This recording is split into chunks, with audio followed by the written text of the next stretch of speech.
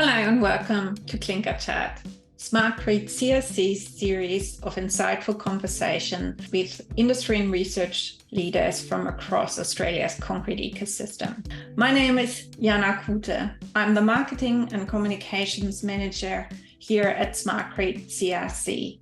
I recently had the pleasure to talk to Dr. Kwesi Sagoe-Crentsil from the NANOCOMM Hub about Geopolymer Concrete and its potential for Australia's building industry. I hope you enjoy the conversation. Thank you for joining us, Dr. Kwesi Sagoe-Crentsil. Thank you. You have a long-standing history in concrete research.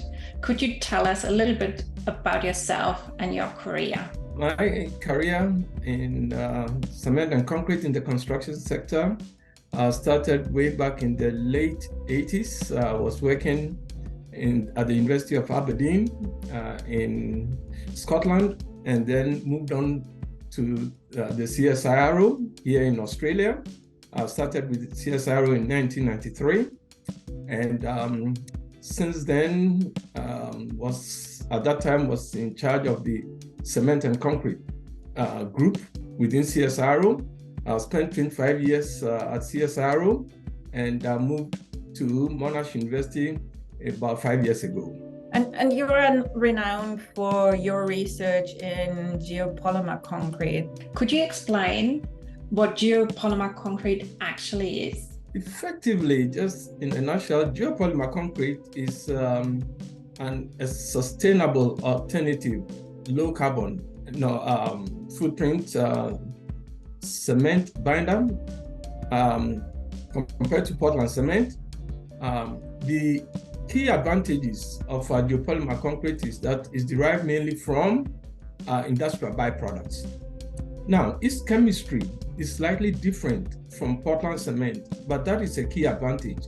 Because of the difference in that chemistry, geopolymers can be tuned and tailored to maximize their properties, performance, cost, and so that is a huge advantage for geopolymer.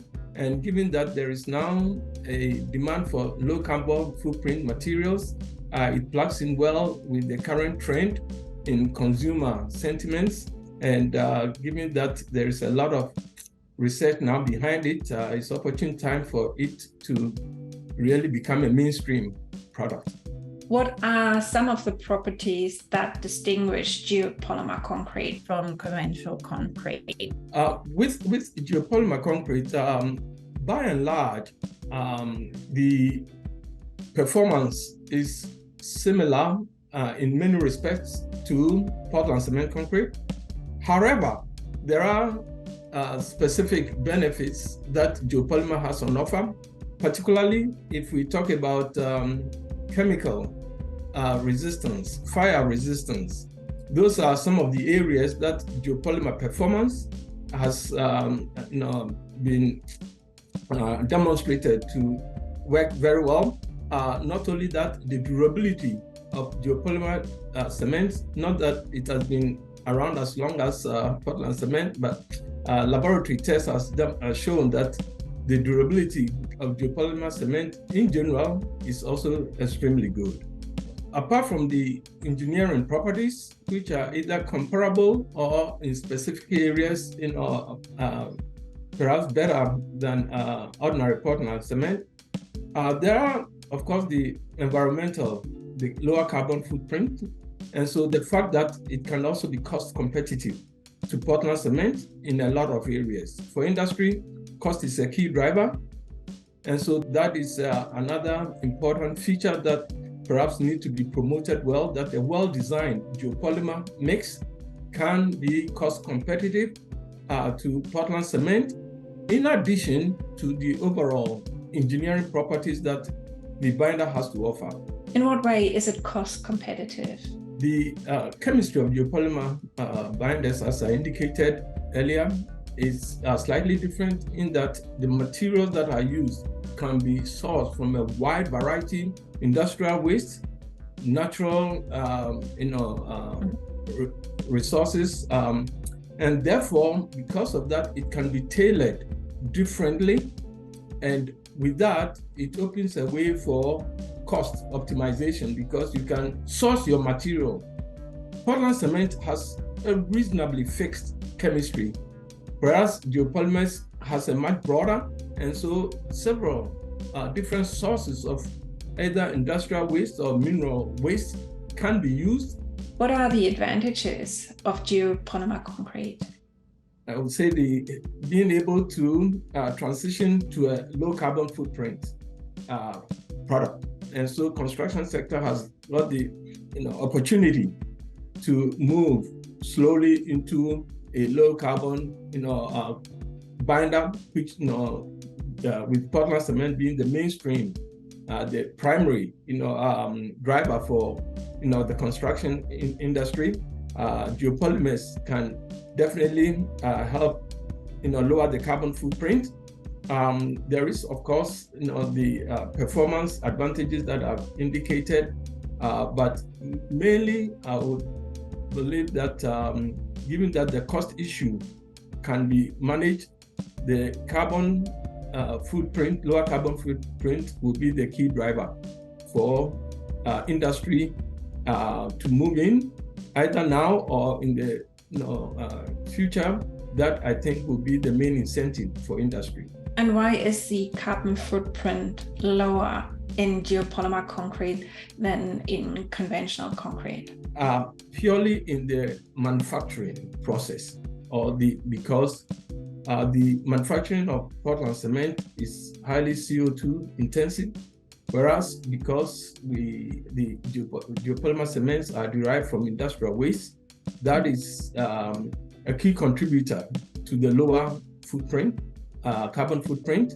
And so that is the main advantage. You can be up to 60-70% lower carbon footprint with Portland cement. Why is geopolymer concrete not more widely used within the industry? First and foremost is that it's a new material.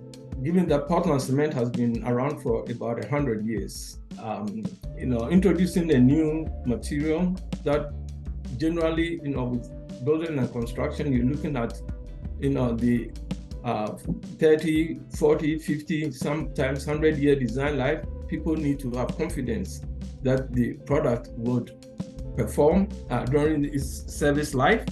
And so the risk associated with an unknown material perhaps is one of the key challenges. Secondly, the second issue is that the lack of existing standards which would mitigate those risks, standards and codes, that is rapidly changing because over the last few years, standards have rapidly been developed in the area of geopolymers here in Australia.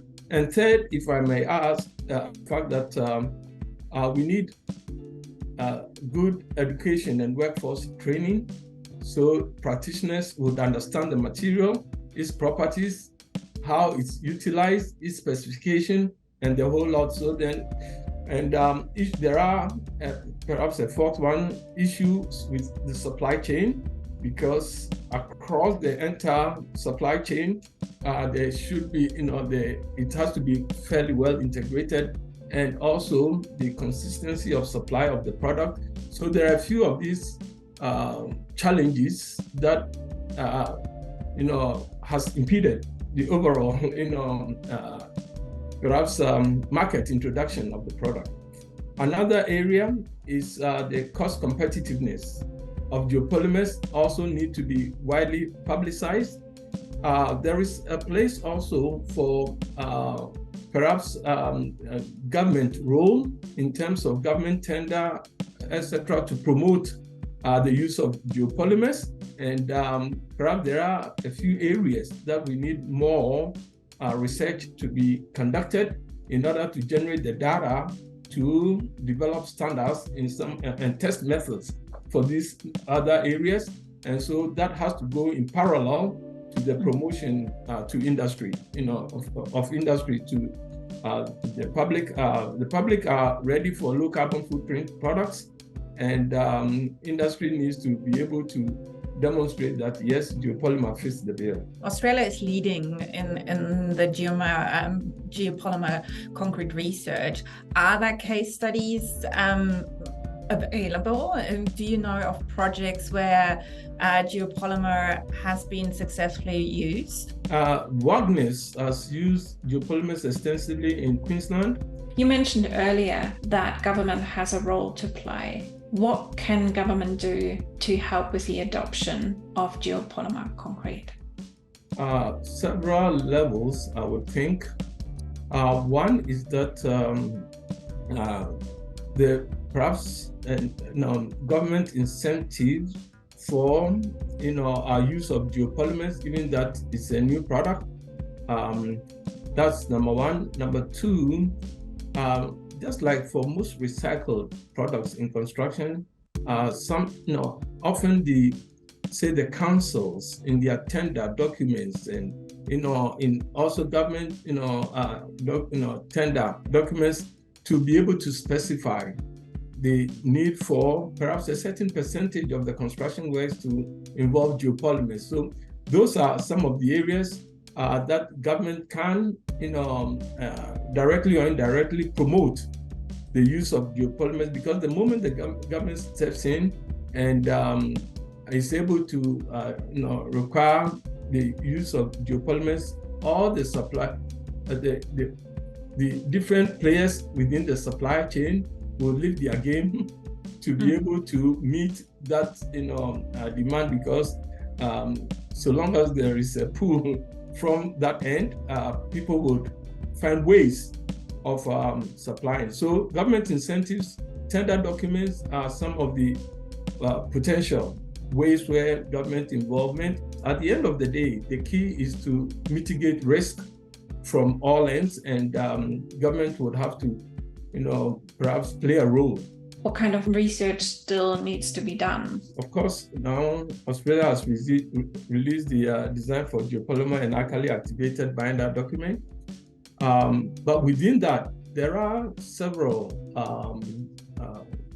test methods that are yet to be established. Geopolymer concrete, the binder is slightly different, and therefore some of the test methods are not directly applicable, and we need that information to be able to strengthen the standards and the codes.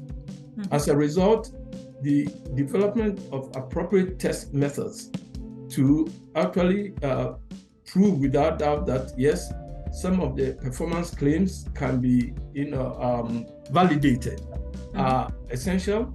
Geopolymers can be tailored to different applications, specific applications where it has advantage, fire, chemical resistance, industrial flooring. Of course, to be able to establish that without doubt, the way the tests are conducted, test methods are performed becomes quite critical. And so that cannot be done by one institution. It has to be, across the industry in that effort to bring industry together to push along those test methods, because they are critical to underpin the standards and the codes. Partnering globally is critical, and that kind of review, researchers in collaboration with industry to be able to get this, the test methods issues addressed, because that is critical for future uptake of the product. Thank you very much. I don't have any more questions. Is there anything from your side where you think people need to be aware of with regards to geopolymer concrete? The early thing is, the material has been around for some time now at the level where, some specific areas in construction could, adopt and promote strongly use. And I think what has hindered this is the lack of promotion from, different sectors. There's been numerous academic conferences on geopolymers. You mentioned that geopolymer can be used in different application. Could you name some examples? Like woodness is for most conventional, applications. Yes, geopolymers can be designed for use. In a lot of cases, people are looking for, low risk in terms of, if it's a structure, members, they want to make sure that the test data is, all available. There are other applications, the low-level applications that, industrial flooring, or where, acid resistance, or, where that can be demonstrated. And of course, the risk associated with that might be high, but not as high as maybe constructing it. So those are some of the areas that can be quickly demonstrated, promoted, and get buy-in from the industry at large and the end users to kickstart. But that promotion exercise at all levels need to kick off sooner than later. Thank you very much for the conversation. It was a pleasure to talk to you and learn a little bit more about geopolymer concrete. Brilliant. Right. Right. Okay. Have a Thank lovely you very day. much. Yeah. Thank you. Yeah. Bye-bye.